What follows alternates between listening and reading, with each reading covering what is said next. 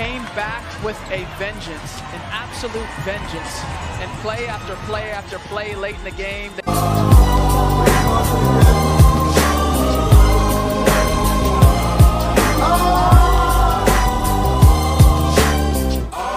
Alyssa Thomas has physically targeted Caitlin Clark more times than can be counted, including a shoulder block that sent Clark flying in 2024, a knee to the groin, a punch to the throat, and multiple other incidents over the past 3 years. And when Clark sat out this game in Phoenix, many assumed the Mercury would get a free pass, but instead, Aliyah Boston, Sophie Cunningham, and Kelsey Mitchell stepped up, and by the end of the night, Thomas was booed off her own home floor as the Indiana Fever answered without their star and secured the victory.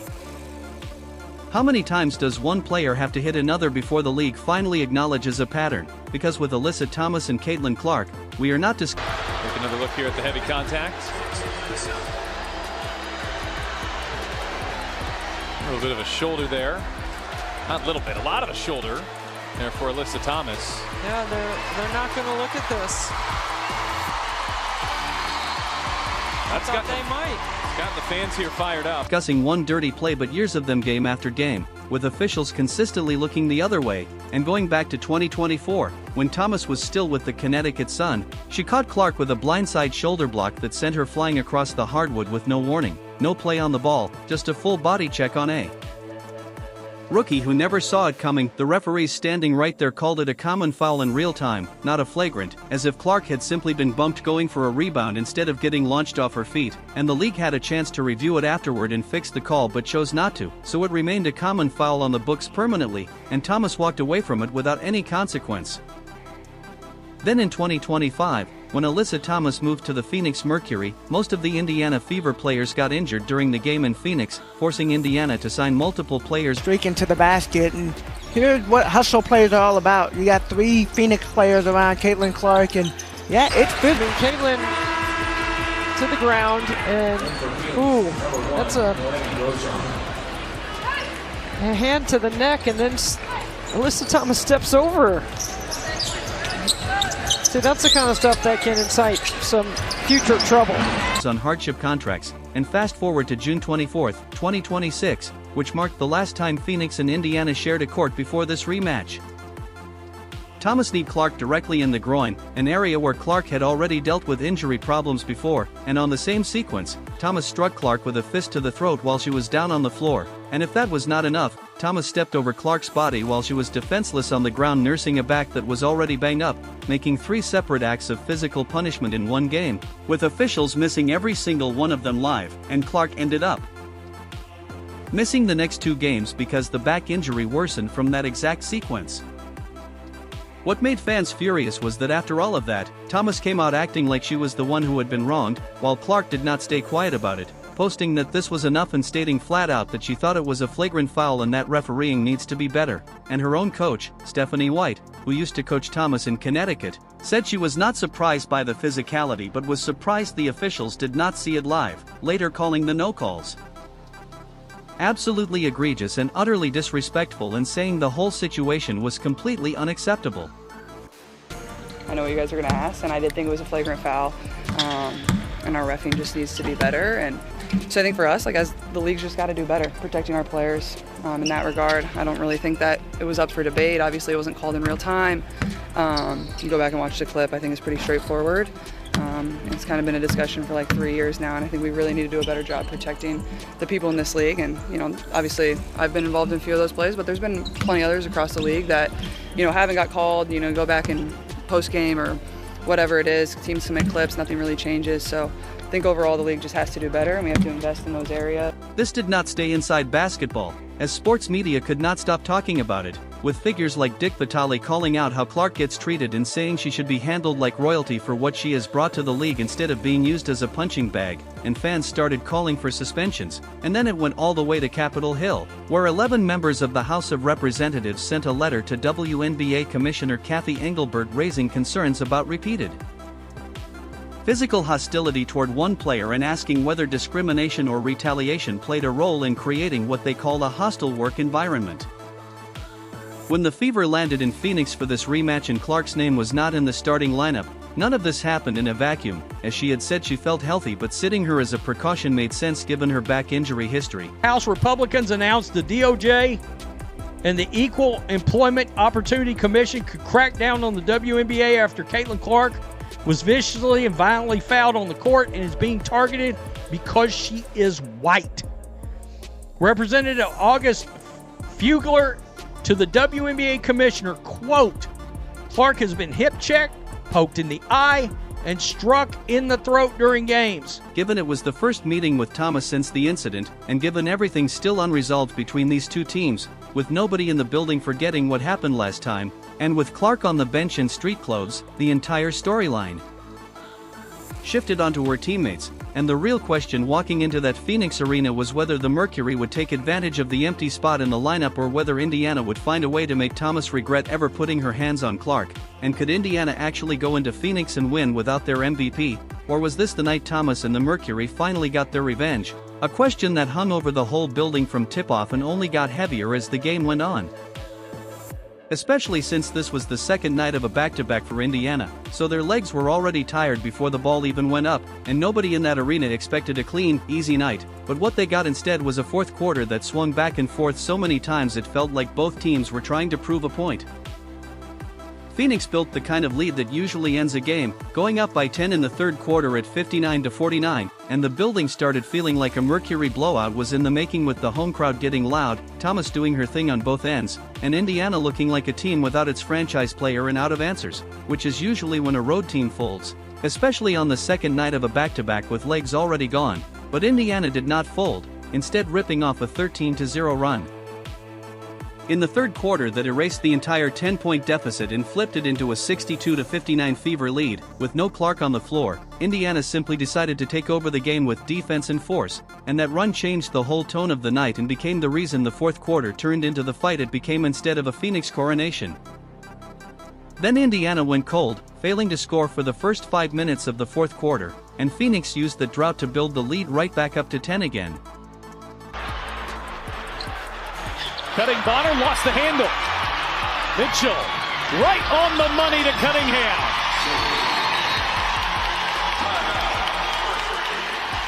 So a little 6-0 response for Indiana, and that 10-point lead is down to 4 as the Fever able to pick up the pace in a row. Which is where a lot of teams without their star players start looking for the exit, but instead, Indiana leaned on defense to survive the drought, forcing tough shots and grinding out possessions until their offense woke back up, and when it did, it was Ty Harris doing the damage nobody outside Indiana saw coming, scoring 9 points in the final 5 minutes including a three-pointer with 3 minutes left and back-to-back baskets that gave Indiana the lead with 44 seconds on the clock, and Harris finished with 15 points and 5 assists, with every one of those fourth quarter buckets coming at a moment where Phoenix had a real chance to close the door.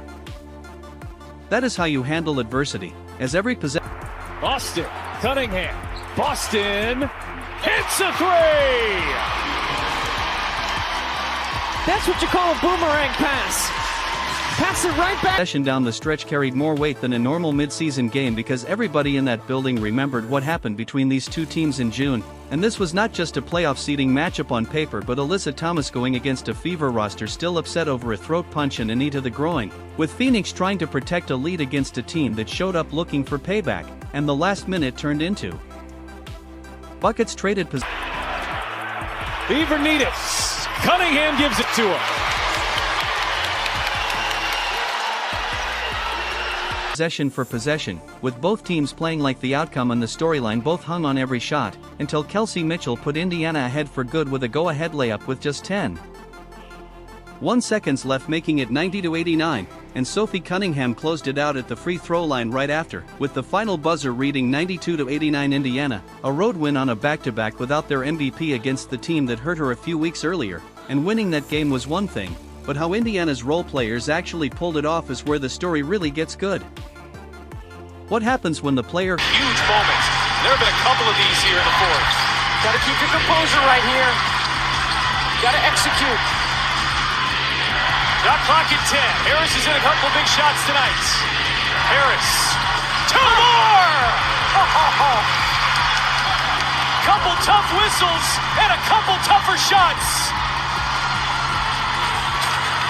That's That's how you handle adversity. Who spent 2 years terrorizing Caitlin Clark runs face-to-face with Clark's best friend on the team, and you get Aliyah Boston delivering a masterclass that had nothing to do with fists or cheap shots, playing out entirely in the post, on the boards, and from three-point range, and it was exactly the kind of answer Indiana needed, as Boston is Clark's closest friend on the roster, with the two of them coming into the league back-to-back in 2023 and 2024 and building that bond from day one. So when Thomas lined up across from her in Phoenix, this was not a random matchup but felt personal even if Boston never said a word about it, and she just went to work.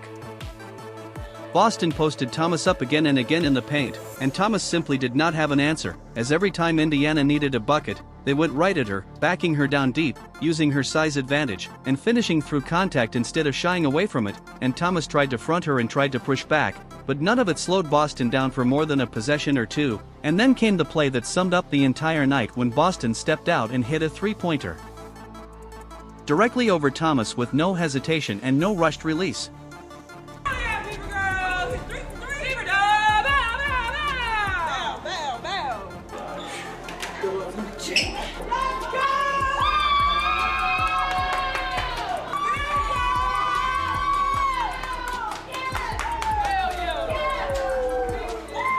Just a clean shot right in her face, and instead of running back on defense like nothing happened, Boston stood there and celebrated right in front of her, which is not something Boston does often since she is not the type to get into it with opponents, but this was Alyssa Thomas standing across from her, the same player who kneed Clark in the groin and punched her in the throat 3 weeks earlier, so the celebration meant something.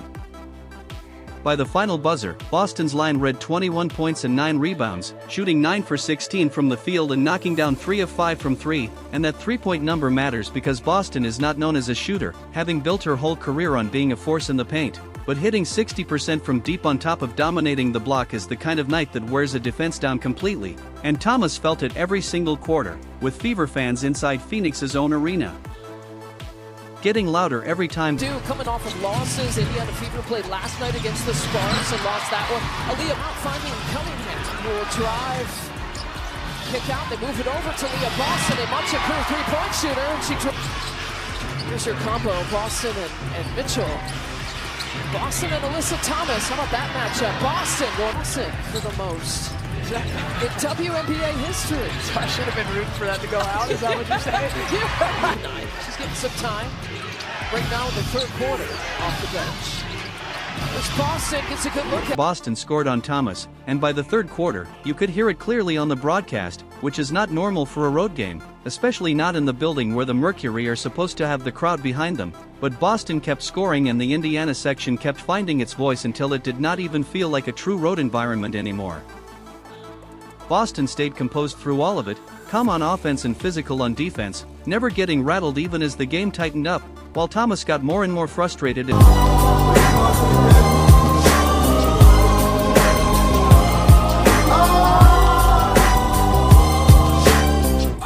as the Mercury lead slipped away in the fourth quarter, and you could see it in her body language every time Boston scored on her again, with Indiana also mixing in zone looks that helped take away Thomas's usual driving lanes, and with Boston active on both ends, cutting off passing lanes and clogging the paint.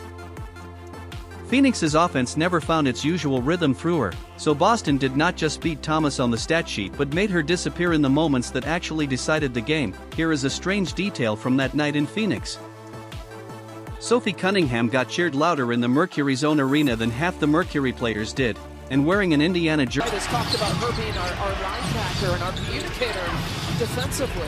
More than happy to get her back for several reasons, and then Boston back this way, fronting Thomas on that. Boston lets it fly, and the Fever's back on top. Both teams for different reasons. You know, Phoenix 6 games under 500 is trying to. Boston looking for position against Thomas. Boston finds it and finishes it. Shot clock still in play. Feeding Boston right away against Thomas. Leans in, turns the other way. Aliyah Boston, cool, calm, and collected. Jersey on the road in enemy territory, the crowd still popped for her every time she touched the ball, and there is a reason for that, as Cunningham spent 6 seasons in Phoenix playing next to Diana Taurasi and still lives there during the offseason, so this is her city as much as it is Thomas's, and when she checked into the game, a chunk of that crowd was not seeing in. opponent but somebody who used to play for their team and still shops at the same grocery stores they do in the summer, and I'll put that next to what happened to Alyssa Thomas, as in the same building with the same fans. Thomas got booed on her own home floor the entire night, and that is her team, her city, her crowd, and they turned on her while cheering for the visiting player instead. Well, at least for the time being, we'll head to the bench. You got to be ready to rebound right here. You got to box out.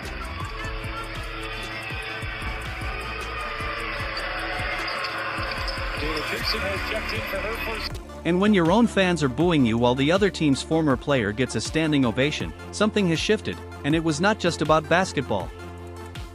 Cunningham backed it up with real production too, not just nostalgia points from the crowd, finishing with 9 points, with the biggest ones coming from the free throw line in the final seconds. As with the game hanging by a single possession, Cunningham drew a foul on Aliyah while going for a rebound, exactly the kind of physical, disciplined play that stops a Phoenix answer before it starts, and that foul sent her to the line where she sank both free throws ice cold with the hole. Building watching in the know the history amongst players, amongst teams. Once I get in someone's head, it's game over. There's more to the game than just stats. Let me give you that. Caitlin got a technical, and I wasn't even speaking to Miss Chris over there. It made her mad, and she was like, "Don't you point at me." I did not say a word to her. Season on the line, and after the free throws dropped, Cunningham turned to the crowd and did her pointing meme again, the same gesture that came out of her run-in with Dana Bonner, except this time it landed differently, as this was not some random regular season celebration but came right after a game against the exact team that punched her teammate in the throat 3 weeks earlier, and Cunningham has always played the role of Clark's enforcer on this roster, the one who steps in when things get physical and makes sure Indiana does not get pushed around. So that pointing gesture in Phoenix's own building in front of Phoenix's own fans said everything about who won this one. Cunningham was not alone in stepping up either, as Kelsey Mitchell dropped 29 points and delivered the actual game-winning shot, a layup with 10.1 seconds left that put Indiana ahead. You just get a little too comfortable, and I think in my playing career I got a little too comfortable out here in Arizona, and you know, there's a lot of things that you can't control. I think I had 2 ownership groups. I think 5 head coaches, a couple new GMs, and so they were definitely in a transition period pretty much every year that I was here.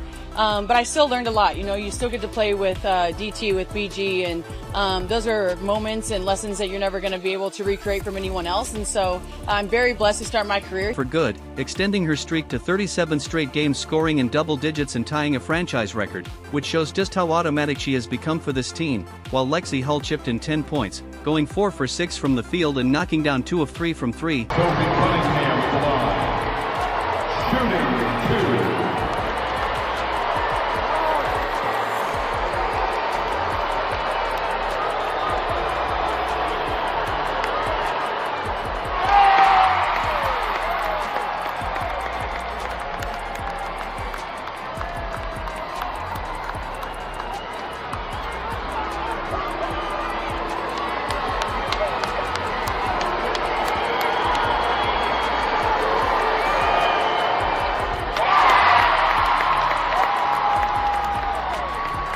Steady and efficient in just 18 minutes off the bench, and down the stretch, Michaela Timpson came up with a block that shut the door on a Phoenix scoring chance, the kind of defensive play that does not show up big on the stat sheet but changes the entire ending of a game. And I mean, they just came back with a vengeance, an absolute vengeance, and play after play after play late in the single one of these players stepped into a bigger role with Clark on the bench, and instead of Indiana looking lost without her, they turned this into a full team win from top to bottom, with Mitchell scoring, Hull knocking down shots,